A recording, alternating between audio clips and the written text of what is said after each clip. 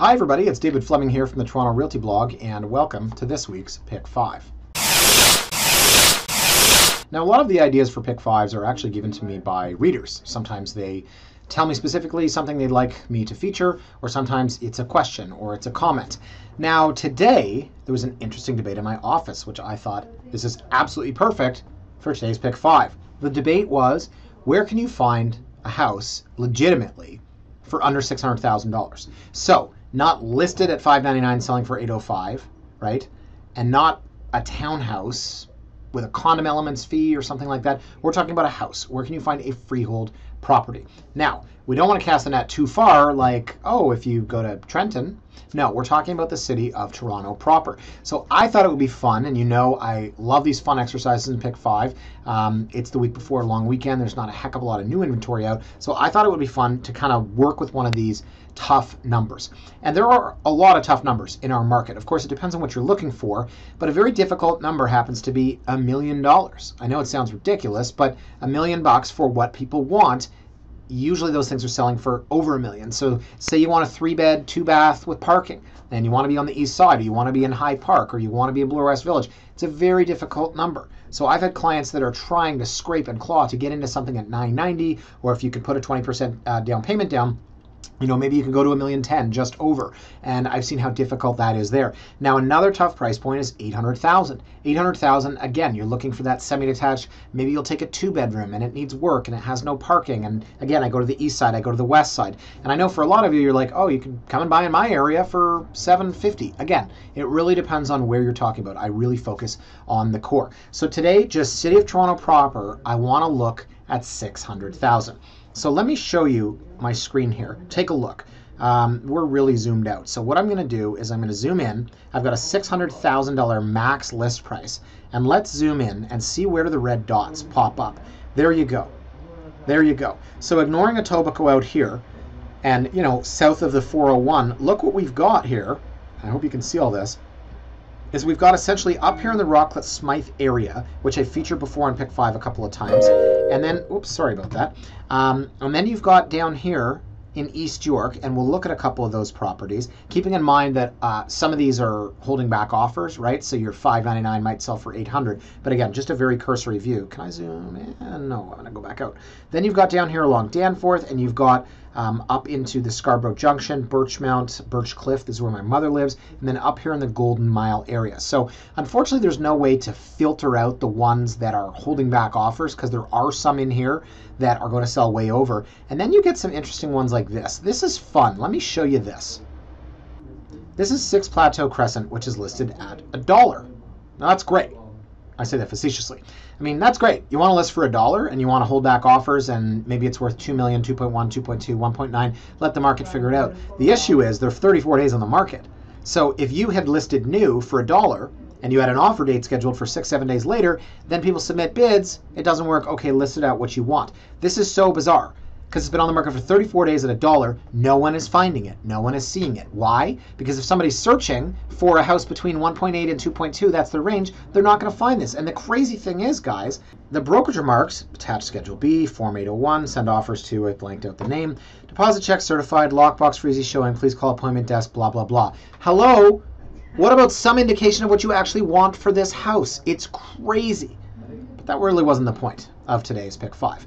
That is one of the examples. One of the examples of the houses, of course, that are listed under $600,000. But as I've said, some of them are listed at $1 or, of course, going to sell for over the list price. So what I've done today is put together 5 properties. All of these are listed under $600,000, and all of these will sell for under $600,000. So let's take a look. So the first property here, guys, is 673 Jane. So you think Jane, you think busy. Yeah, you're not wrong. It's a busy street. But where are we? 673 Jane.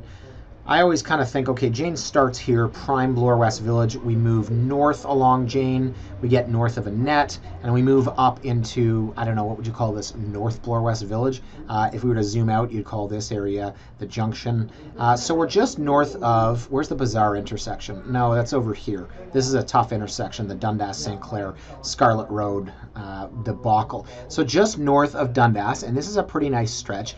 We're on the other side of St. Clair. So this is not a bad area at all. The problem is that you're on Jane. So maybe you discount for that. I still see you have a $493,000 house with offers anytime. So you would expect this house to be, what, a total gut, a total piece of crap? It's actually not. Check this out.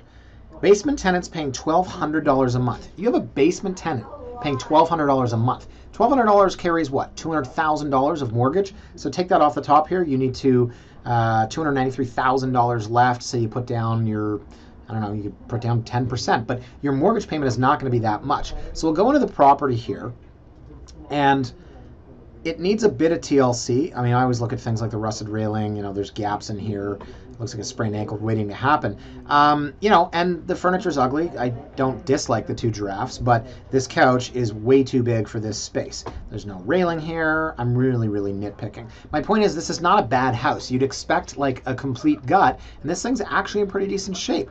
You've got your living, you've got your dining, you've got your kitchen. The kitchen could use a little bit of work. Again, these are not brand new 2017, sorry, what year is it? 2018 windows. It's not a brand new furnace. It's not, you know, this is a dated kitchen. But what do you expect for $493,000 and you have a tenant in the basement paying $1,200 a month? It's crazy to me. So this thing actually looks broken. These are ugly as hell. Those are dirty. These kitchen cabinets are 1980s, but it's $493,000. So again, the theme with this house, way too much stuff. Bed's too big. 1, 2 massive pieces of furniture, ugly curtains, popcorn ceiling, etc. But it's $493,000. So second bedroom, third bedroom. One of those was in the basement. These photos are all out of order. So a lot of DIY. I don't know, somebody put door trim as a railing cover there. Basement, bathroom doesn't look fantastic. And there you go. Okay, 20 photos, very quick. So there is no parking. As mentioned, it's a 2-bed, and you've got your 1 bath. The other bathroom is for this 2-bedroom unit in the basement. So 2-bed, 1 bath in the basement. That's why you're getting $1,200. The lot's 18 by 81. It's a pretty decent lot. So I don't know what more there is to say about this one. It's a $493,000 semi-detached 2-story. What more do you need to know? And at the risk of sounding redundant, there's $1,200 in the basement. Okay, got 379 Silverthorn, which I feel like I featured in a pick 5 before. It's possible, or maybe they just all look the same. So this is a $499,900 detached. Now it is only a bungalow, and it is a 1-bed, 1-bath house, and I literally am starting to think that I've done this before. Anyways, it was tough to find. Trust me, it was tough to find 5 properties for pick 5. So let's take a look at it. Again, you use the term condo alternative quite a lot. To me, this is a great space, and it's in okay shape, right? It's got blue baseboards. I can see this crummy shower rod from here, and the kitchen is, oh, I like the vacuum. I wonder if that comes with it. But look at the price. Okay, that's what I'm trying to get at, guys. The price is just unbelievable. So there's the bedroom at the back. It's got a walk out to the yard. And see, told you, I hate these things. They drive me crazy. We still have the painter's tape on here. Really awful light fixture. But what else can you get at this price point? So you could do a couple of things with this yard. Look at the size of that. The lot size is 25 by 146. It's been on the market 58 days. So this could be had for $470,000. And I'm looking and I'm saying $470,000. Okay, if you want a 1-bed, 1-bath, 500 square foot condo in King West right now, you're looking at what, $515,000? This is a detached house on a 25 by 146 foot piece of land. Phenomenal. I mean, it really, truly is. 470, 450, who knows? Now, where is 379 Silverthorn? It's in what you might call an up-and-coming area. That's what we used to say about crappy areas, but this is not a crappy area. Now, Rogers, where's Rogers? Here we go. Rogers kind of divides the space between St. Clair and Eglinton. So it's halfway between, and how far are you walking to the new Eglinton LRT? I don't know, maybe an 8 to 10 minute walk. Pretty good if you ask me. So there's going to be stops along here, obviously. East-west, that's great. Now, how long does it take you to get to Yonge Street is another story. But I just believe in areas where the transit is up and coming. I see a lot of development in this area too, and that reminds me of why I might have posted this in a previous pick 5, 58 days ago, who knows. But this eventually could be a massive 2-story home. 25 by 146, you're building a 3,000 square foot lot, or 3,000 square foot house on that lot. Phenomenal, phenomenal price point. Okay, so let's move on. We're actually going pretty quick today. To 17 Weymouth Avenue. Now, this is one I actually liked. a lot, because the first one on Jane, actually, let me be honest, I like that one. The second one's neither here nor there. It's kind of like a builder's play. And again, I really scraped and clawed to get 5 properties. But 17 Weymouth Avenue is actually a decent little spot. So look at how close it is to the Danforth. It is literally a stone's throw. I'm pretty sure I could throw a stone, a baseball-sized stone. Actually, no, that's crazy. That's crazy. I could throw from right field to home plate without a bounce when I was 17 years old. Just an absolute laser beam. Now I'm pretty sure I would tear my rotator cuff and snap something in the Nickle region. Okay, so it's not a physical stone's throw, it's a literal stone's throw. But that's pretty good considering your infrastructure, your TTC, your everything. Now, in terms of, let's zoom out here, in terms of where the sketch factor, if you will, starts. I've always said when we look at houses in this area that when you're on the other side of Woodbine, house prices drop a little bit. Now, I always say east-west streets, you hit Woodbine and they stop, they go north-south. That's how you know you're in a different area. Now, that's fine until you get on the other side of Maine. That's when things get sketchy, as they say. I've done a lot of pick 5s in this area down here. Whistle post crossovers, some beautiful, beautiful townhouses in here, all about 12, 15 years old. I have 4 clients, I believe, in this complex. It's just this area here. You don't want to get up to this spot. This is dodgy, sketchy, whatever bad term you want to use. This is not as bad. But again, what do you expect for $589,000? So give the location a bit of an asterisk and then just look at the house itself, because this is a semi-detached 2-story. It's a 3-bedroom and it's in fair shape. So you can see the original freestanding walls some people might want to take out. The staircase runs perpendicular to the house. Most of the time you see the staircase running long ways. So imagine that this has all these walls taken out, and it's not unlike some of the houses you might see in between Woodbine and Maine on streets like King Edward, for example. So tear up the red carpet. I know it's not great. The floors you can resand. I really am selling this right now. And the kitchen needs to be redone. But this is not a bad house. The physical, interior doesn't look fantastic, but again, $589, what do you expect? The bones are solid, the layout works, it's a 3-bed, 2-bath, it's along the Danforth, that's a weird shot of a door, and it's got, some yard space. Wow, that's really odd. You know what I'm going to do?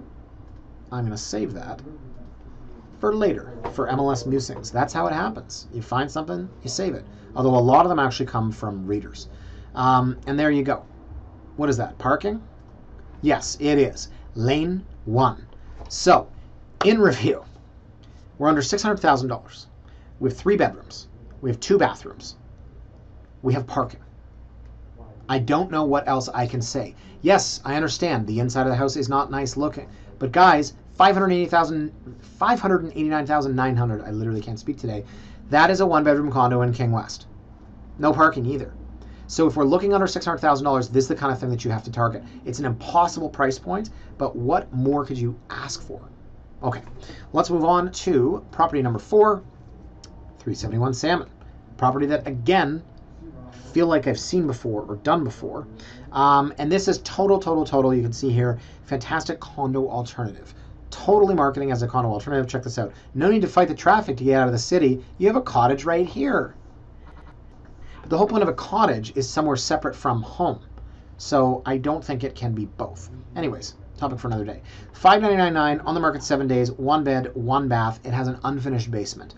Now this is in great shape. First of all, white picket fence. Am I right? It just feels cute.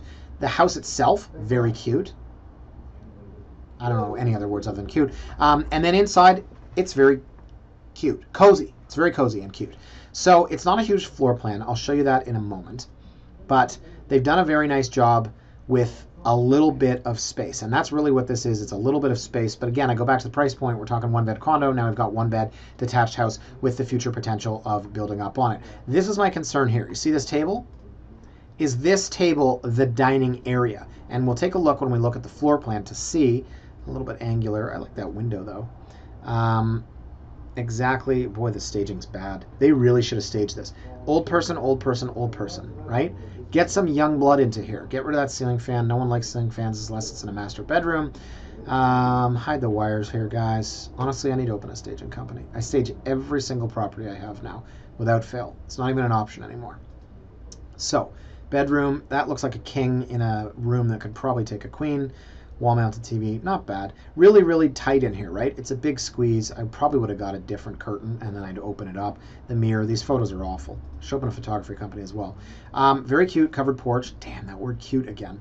But this is interesting because if you have such a small space inside, you've got to find external space. And I learned this, of course, having a 1.5-year-old kid, which is, we're just suffocating in this condo. It is so small. But as soon as the better weather comes, hello 1,200 square foot terrace, which we used to use to party on. Now we use to have our daughter, push one of those things, and you push her and she goes, again. She can't say again. She goes, And then you do it and she goes, and you're like, I see where this is going. It's like, at what point will she not want to continue doing this? Like trip 41 down the side of the terrace. It's asking for trip 42. The energy. I don't know where this kid gets the energy. Honestly, she just literally runs around in circles. When we were on vacation in Bahamas, actually I have a video of that. Should I post that? I think my wife would be okay with that. Check this out. She's crazy. She's totally crazy.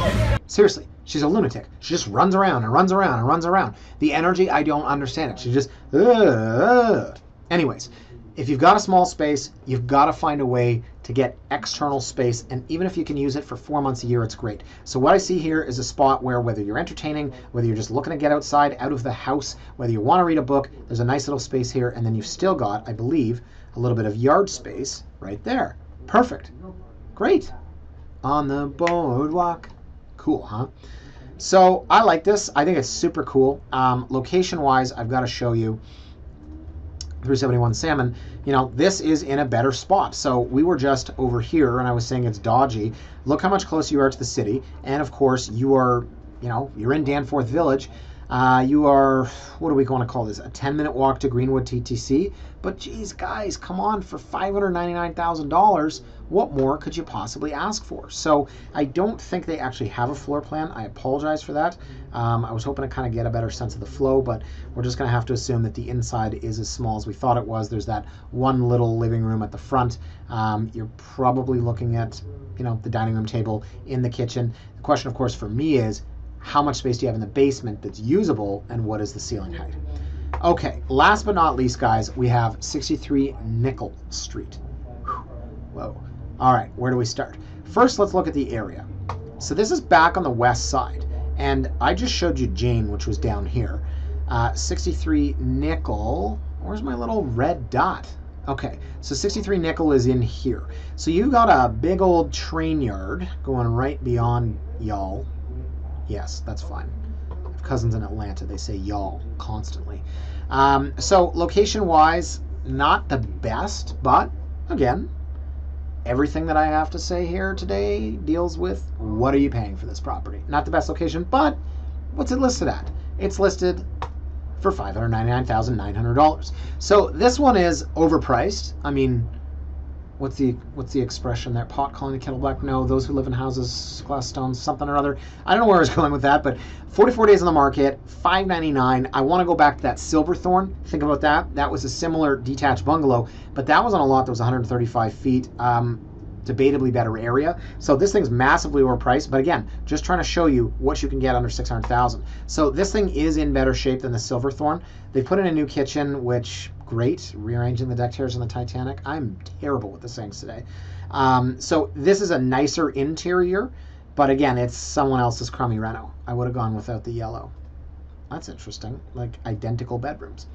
So there's the basement, which is finished. Of course, they put a little kitchenette down here. So you could have a tenant. Remember that the first property we saw in Jane had $1,200 a month coming out of the basement. In here, you're probably looking at a little bit less because it doesn't have the extra bedroom. Wow, someone climbed up on the sink to take this photo.